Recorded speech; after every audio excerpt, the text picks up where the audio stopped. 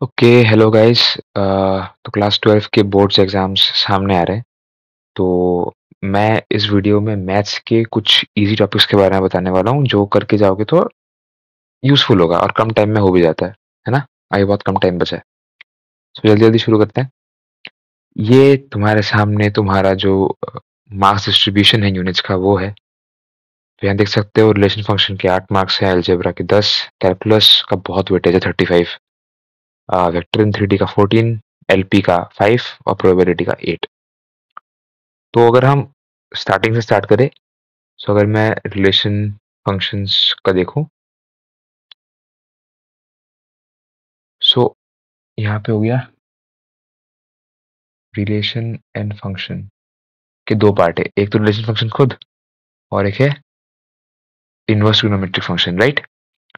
सो अभी के लिए ना आप ये इग्नोर कर सकते हो, ठीक है? क्योंकि ट्रिग्नोमेट्रिक अच्छा खासा आइडिया होना पड़ता है इसके लिए, ठीक है? तो अभी के लिए आप ये देख सकते हो रिलेशन एंड फंक्शन। इसमें सिंपल यार ऑन इक्विवेलेंस चेक करने देगा, इनटू ऑनटू फंक्शंस वो वही सब देता है, उससे ज़्यादा कुछ नहीं देता है, ठीक है? सो पहले आप जो है रिलेशन फंक्शन को ही कवर करो, ठीक? फिर अगर हम नेक्स्ट में आ जाए अलजेब्रा, तो अलजेब्रा में हमारे दो पार्ट्स हैं। पहला है मैट्रिसेस और दूसरा है डिटर्मिनेंट्स, ठीक? अब यहाँ पे मैट्रिसेस से क्या ही सवाल पूछ लेगा। आइदर आपका आ जाएगा एडिशन, मल्टीप्लिकेशन, या फिर तो जो सबसे कॉमन क्वेश्चन है वो है कि इनवर्स निकालना, ठीक है? तो ये एकदम सबसे सिंपल क्वेश्चन से इन्हीं को टारगेट करना है। डिटर्मिनेंट्स में क्या पूछ लेगा? डिटर्मिनेंट्स में एडजॉइंट निकालना, है ना? ये सब पूछ लेंगे। और सबसे कॉमन ये आता है कि लीनियर इक्वेशन को सॉल्व करना डिटर्मिनेंट के थ्रू, ठीक? अब वेक्टर्स इन थ्री थोड़ा वास्ट टॉपिक है। वेक्टर्स में आप जो है बेसिक जो डेफिनेशन है, मल्टीप्लिकेशन है, वो सब देख सकते हो। मल्टीप्लिकेशन हो गया, डेफिनेशन हो गया, वो सब आप देख लो वेक्टर्स के केस में। और 3D के केस में अगर बोलूं तो यहाँ पे एंगल बिटवीन लाइंस, है ना? Between planes, angle between planes, यही सब देखो, इसी से क्वेश्चन आते हैं, ठीक? फिर हम आ जाते हैं लीनियर प्रोग्रामिंग एलपी के। तो यार आप सारे क्वेश्चंस कर पाओगे, ये बहुत ही इजी टॉपिक है, इससे कुछ प्रॉब्लम नहीं है। प्रोबेबिलिटी में आते हैं। प्रोबेबिलिटी में आपको मेनली जो है ना बेस थ्योरम और डिस्ट्रीब्यूशन,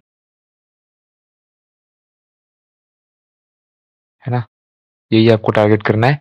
बाकी प्रोबेबिलिटी थोड़ा टफ होता है, आपको अच्छी प्रैक्टिस चाहिए, ठीक है? अब मेन पार्ट हो गया कैलकुलस। कैलकुलस में अभी जो है ना, कैलकुलस के चार पार्ट होते हैं। एक तो हो गया अपना कंटिन्यूटी एंड डिफरेंशियबिलिटी, फिर आता है एप्लीकेशन ऑफ डेरिवेटिव्स, फिर आता है एप्लीकेशन ऑफ इंटीग्रल्स, ठीक है? और फिर लास्ट में आएगा डिफरेंशियल इक्वेशन। अब अगर मेरी मानो तो यहाँ पे ना मेनली टारगेट करना है इन दोनों को, एओडी और एओवाई, क्योंकि ये बहुत इजी क्वेश्चन है। एओवाई में क्या ही है, वो एरिया अंडर कर्व्स ही पूछेगा, है ना? एरिया अंडर कर्व, इतना ही क्वेश्चन आएगा, ठीक है? और एओडी के भी सिंपल सिंपल क्वेश्चन आते हैं।